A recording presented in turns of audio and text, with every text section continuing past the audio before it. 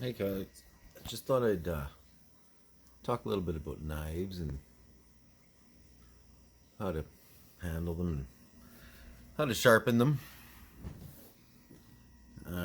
Any one of these will work. This one here is for finishing. You don't want to start with that. They're wet because I'm going to use them. These are both whetstones. This one has two sides. You can see the top one there. Come on, focus. The top one is a finer grain than this one. They see how much more there is too of this. Come on, don't focus on that one. Focus on this one in my hand. There. So you want to start with the roughest one you have. This one is for finishing as well. 3,800 grit. Grit. That's what I was trying to say earlier. It's like sandpaper. It's the same idea. So really high grit, really high finish, right? But if you start with a really high grit, you're not gonna get out your scratches and chips and things like that are gonna be on the blade. This one's been used a lot and then just quick sharpened. So look at that. You can actually see the damage done to the blade, to the edge. See how close I can get it. This is a really high quality Mora knife. Only really high quality knife will rust like that too. You want that. That's a really good, the sign of a really good carbon steel knife. Sorry I can't focus on it. Try this. So this is the new ones. I mean, they're, I don't know, 5 years old or something. Same deal here. These ones were actually used for butchering rabbits. So this one was left out one day and the dog got it, the puppy dog, because it smelled like rabbits. This is the same knife, but from the 70s or maybe 60s even. And I found it rusted and stuck in the sheath. See, Mora? Come on, focus. There you are. But these knives date back, I mean, not these particular ones. This one's probably, yeah, like I said, 60s maybe. These ones are 2020s or whatever, 2010s, something like that.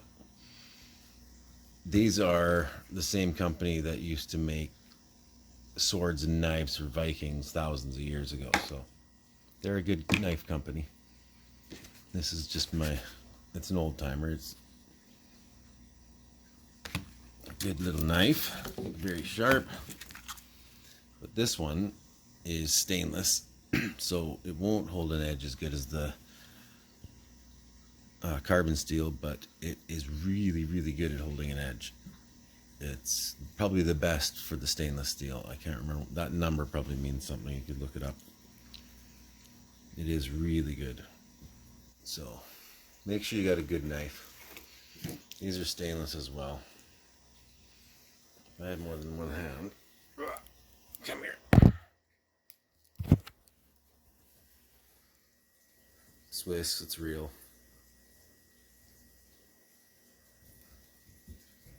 Now you can look at all of these knives. This one's stainless as well. Let's see, where's that? Official Swiss.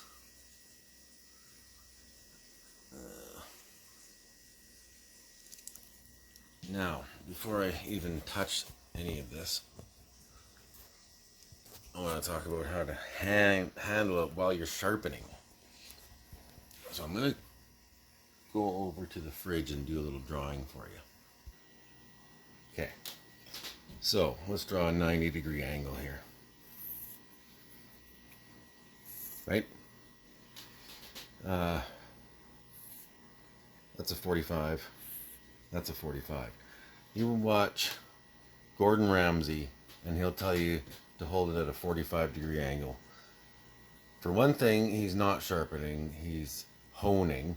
And for the second thing, never hold it at a 45-degree angle. You're going to want way more of a... Because imagine if this was your edge on your knife. Hey? That's 90 degrees. You're back at 90. You do that, try to drive that into something, you're going to have some trouble. You're going to want a 30 degree or something maybe 30 or less. You want to make a point on there. Ramsay's at 45. He's a chef. He doesn't really know. Well, he knows a lot, so I'm not saying anything bad about him. I'm just saying 45 degrees is not right. You're going to want to be way sharper angle. Way. My pen's run out, but I've made my point.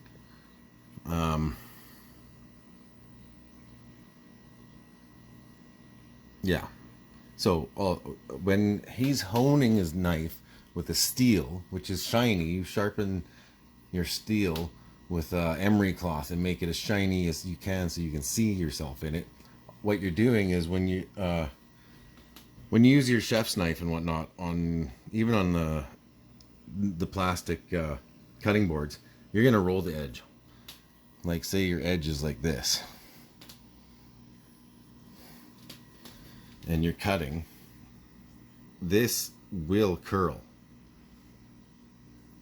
And when you hone it, you run it down that mirror edge, it pushes it back over and makes it the nice blade again. When you sharpen it, and this is dull, but come on, focus. When you sharpen it, that's dull, that's flat. So you're gonna grind that off and grind that off until you end up with this. So you're taking pieces of steel out every time. So your honing, it does not. There's two types of steels. One does take material off and one does not. I was talking about the one that does not. The one that does, if you feel it, it's rough. It's the one that's in your mom's kitchen in the block. That one takes steel off. Normal, like a real steel for like a chef or a butcher, they're shiny. Okay, and you can also get ceramic ones, and yeah, get whatever you want. I don't have one here right now, but I have that honing block over there that has the jade on the one side. That's more than enough. There's a few tricks you can use. I'll show you in a second. Okay, like I said, any knife, like whatever. This is actually a steak knife.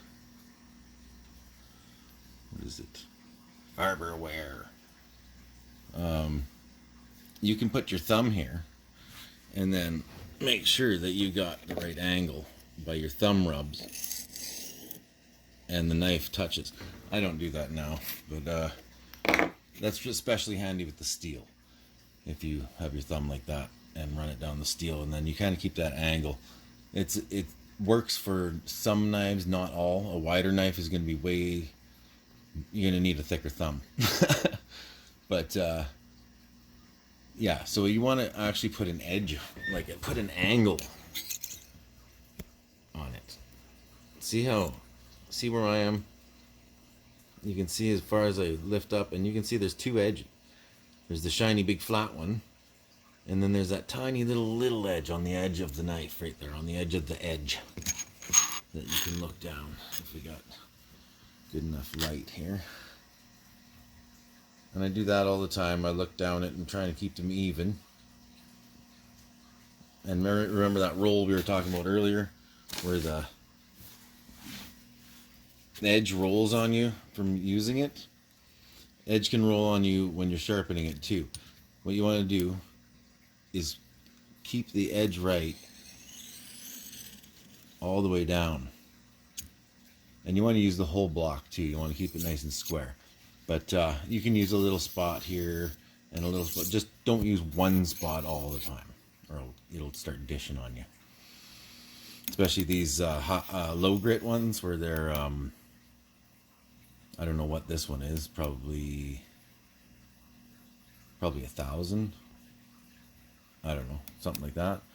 This other side, the bottom side, is going to be maybe 2,000 or 3,000, maybe, like this one. And then there's 8,000 grit, and then these ones, both of them. This one's a little, well, it's pretty smooth. I'm not really exactly sure what that is, but this side is jade. And if you put a slurry, get a slurry going on that, it'll put a mirror edge on your edge. So you don't want to touch this edge with the stone. You just want to touch your edge. And with your other hand, let me trade hands here. You don't want to be doing it like this, because you're going to cut into your hand. If I could have myself, hold myself here. Whoop. Right? You don't want to do that. You always have either your hands underneath it, so they're clear, or you have something else, a piece of wood or something that holds it, or you put it on the edge and you have your hands over the edge or something like that. And always make sure your fingers are out of the way, because you definitely will cut them. You're a little bit out of control sometimes when you get going and something slips and boom, you got a little cut. Now, cuts aren't a big deal, of course. You learn by getting cuts. You learn not to do it again. You get both sides done equally. You can do swirls, but you always want to end going down. Always. Or, yeah, down, we'll call it that way. Like, down is what I'm saying, towards the edge of the blade, like that. Because you will roll the edge when you're doing this, and it'll curl up on you, and then you do this, and then it'll curl up the other way, and then you do this, and then, but if you go backwards, it'll definitely curl and it'll stay there. So you want to cut that little bit off and keep it nice. And sometimes you feel it. Let's get my fingers out again here. Sometimes you'll feel it. You can take your fingers like this, and you can feel how sharp it is. This one's actually really sharp. Yeah, it's not bad at all. Use your thumb. Never go the other way like this, obviously. Never do that. But drag across it, and it'll catch on your fingerprints. Another way to tell how sharp it is this one's a little bit worse, because like you go like this and see how much it catches on your nail, but then it damages your nail, and it kind of, when I was a kid and did it, it annoyed me. I didn't like it. So just drag your thumb or your fingers across it like this, never along it, because it will cut you, and see how sharp it is. This one's really dull. You know, this one's probably sharp. Yeah, this was sharp. So be careful, you know. That's sharp enough to cut meat, hair, skin, whatever. So be very careful. I'm going to also show you a little bit of, see, these ones have bigger edges on them. See, this is a tiny little edge on it. This one, come on, focus. There we go.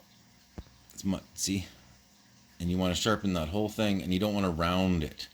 A lot of times if you're doing this circly really fast, you're actually tipping your blade back and forth, and it'll round it. Let's see how bad this one is. This one's not mine. It's a friend's. I told him I'd sharpen it for him. Yeah, see, it's a little rounded. So I'm going to try and correct that too. I wish I could focus better on it. Maybe if I put it down here. Yeah, it's hard to see. But yeah, it is a little rounded. So I'm going to see if I can straighten that up a bit and clean these up. Maybe I'll put a little beeswax on it so it slows the rust down for a little bit. Warm up some beeswax and rub it in there. So let's I'll work. I would show you it, but I'm gonna do a little bit and then I'm gonna come back because I only have two hands. Maybe I'll find my little wire guy. All right, this will work. So make sure your fingers are out of the way. Can't really give my little thing there.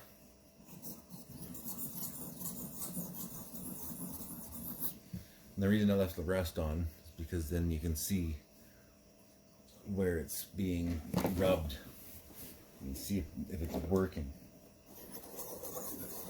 You can hold this on your knee, put it in your hand. The thing about this though is, again, movement. You don't want to tip it all over the place. You really want it held still. You want to keep your hand up like that, then just use your little bit like this. And you're not going to drive it into your hand somewhere. Let's just sit here and do this.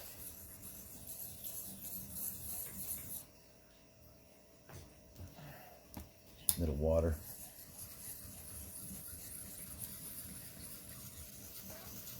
Up to the tip.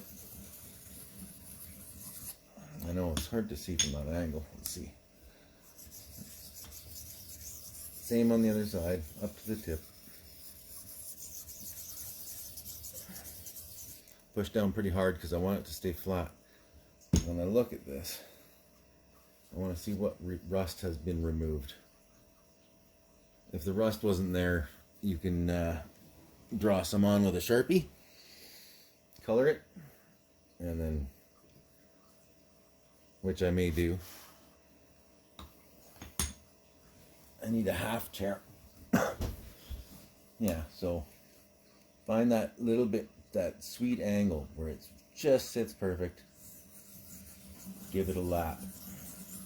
You can count them if you want to. I don't. So I mean, I could be a few off or whatever. But when I look down it, when I'm ready, I aim that blade at the TV or light bulb or the sun or whatever, and I see how I'm doing. Keep it nice and even. You don't want to do too many on one side.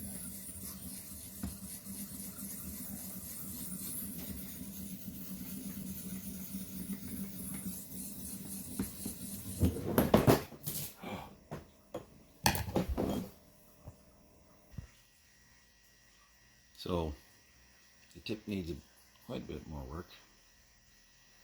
A little rust spot right there. Come on, focus.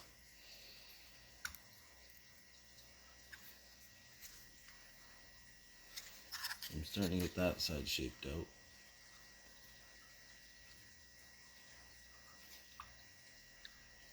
And that's going to take some more. There's a bunch of scratches on it. There's someone's used it's kind of like a steel, but yeah, I think they just swiped it through one of those quick sharpener things and it scratched the blade up. You can see them there along the edge. So we'll see.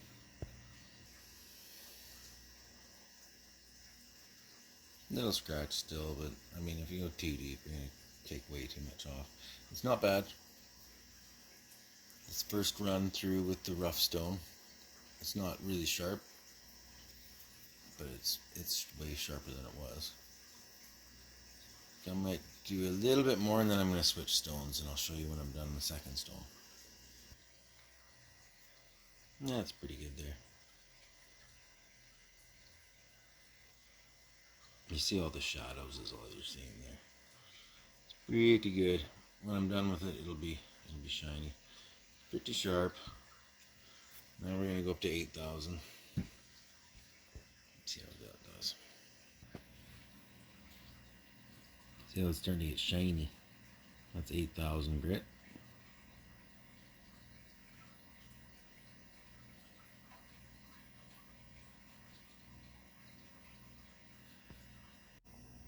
And that is a very sharp knife.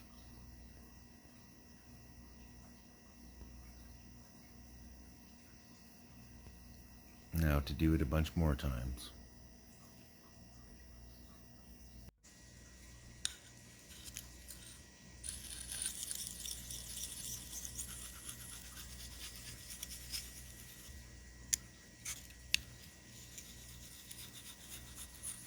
So this piece of jade here is harder than the steel. Nice. So you can see it's putting a mirror edge on it. We smoothed it right down. And I will go further with that. It's funny how the camera picks up the different little scratches. And then the only step past that I might do is a little emery cloth on the blade itself and make it a little prettier. Okay, so this one's really bad. You can see that strip of rust along this edge here? That's how off it is. There's like an I don't know, probably a 90-degree angle on this. That's why it's so bloody blunt. Well, it's a 45. Yeah, terrible. I can't see that side because I didn't start it yet, but see if I can.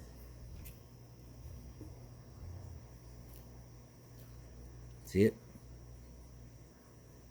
Something else has been putting the wrong edge on that, wrong angle on that. So I'm gonna have to work that down a bit.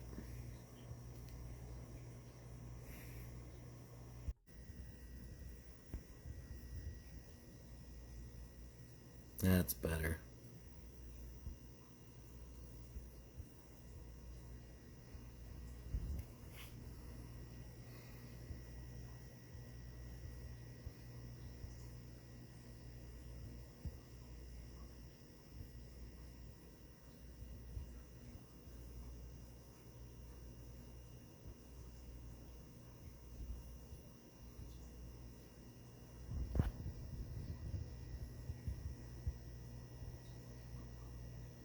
No edge there now. Beauty.